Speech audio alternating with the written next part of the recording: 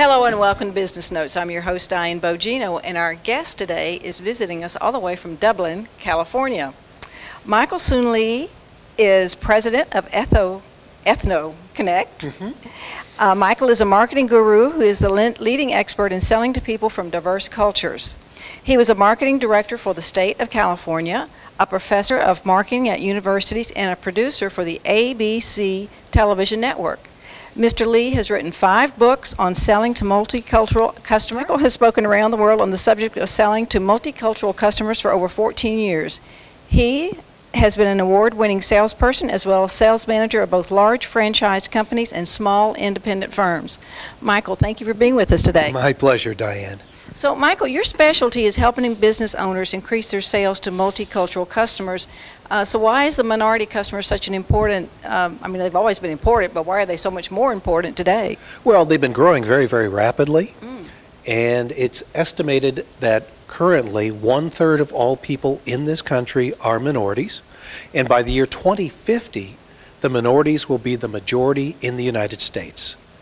So if you already don't have customers from these cultures, you're missing a huge opportunity. It doesn't matter where you are in the country. People from other cultures can be your customers if you know how to treat them with sensitivity to their culture. Right. Now, most business owners I know try to treat everybody just the same. So wouldn't this work for multicultural customers as well? No, because treating everybody the same would be like saying, if I came into your store with a seeing-eye dog and a cane because I'm totally blind, that you would hand me a brochure to read because that's what you do with all of your customers. Well, that's treating everybody the same, but that's not necessarily fair. We want to treat every customer as a unique individual.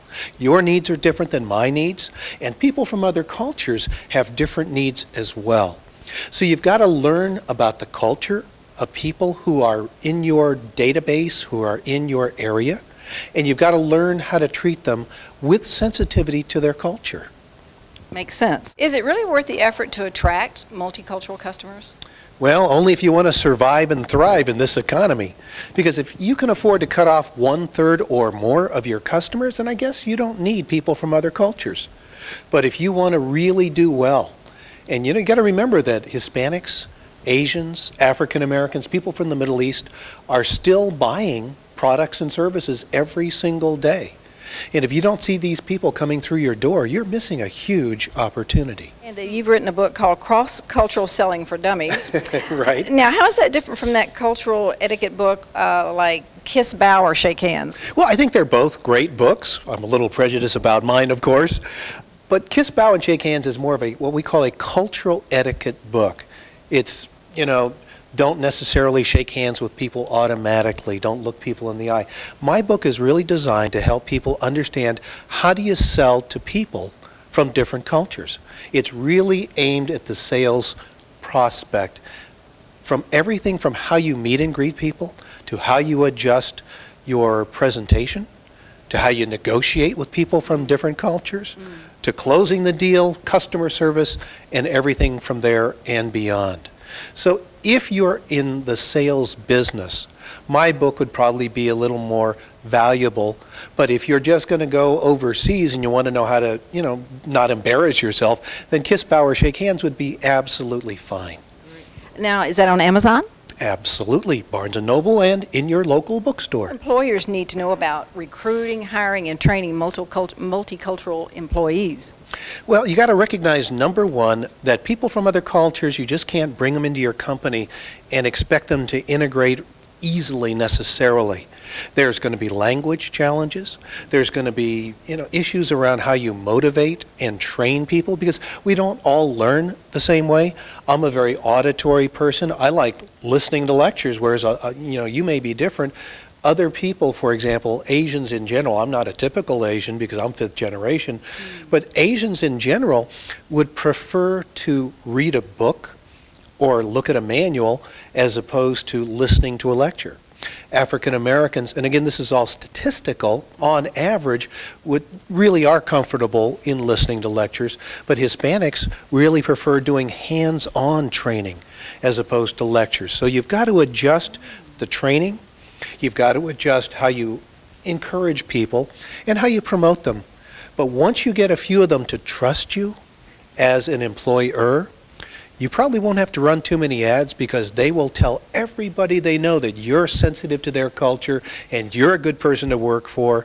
So you'll have plenty of folks from their culture. What business tip would you give to our viewers who are small business owners who want to thrive in the coming year? Well, first of all, find out who's in your service area.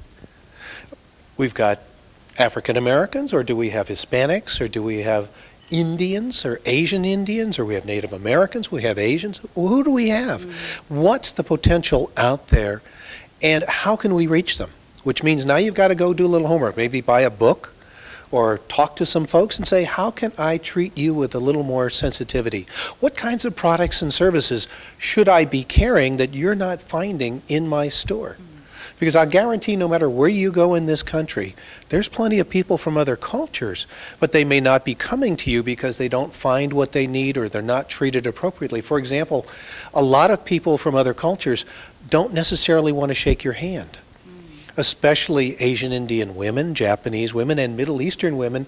If you were to shake their hand, that would be the highest of insults because they're not used to touching anybody who is not their relative. And so if you just learn a few things that would help you to be a little more sensitive to their culture and not insult them in the first 30 seconds, you're going to be way ahead of your competition. Now, you mentioned that you could go out and buy a book. How else can people, business owners, get people to how can they contact them or locate the people that they need to reach? Well, I will tell you that, Diane, multicultural people are very, they like getting together with not only their friends and family, but other people in their community. So you will always find African American chambers of commerce, Hispanic community groups, Asian cultural groups. They're out there. You just have to look a little harder, ask around, ask people who might be in the know. But there's always a community leader. It might be a church leader, but it might be a community leader. It might be a political leader you don't really know, or a business leader. But ask around, who's the leader in the community, and kind of make friends with them and ask them, how can I do more business, but how can I build a relationship with people from your culture?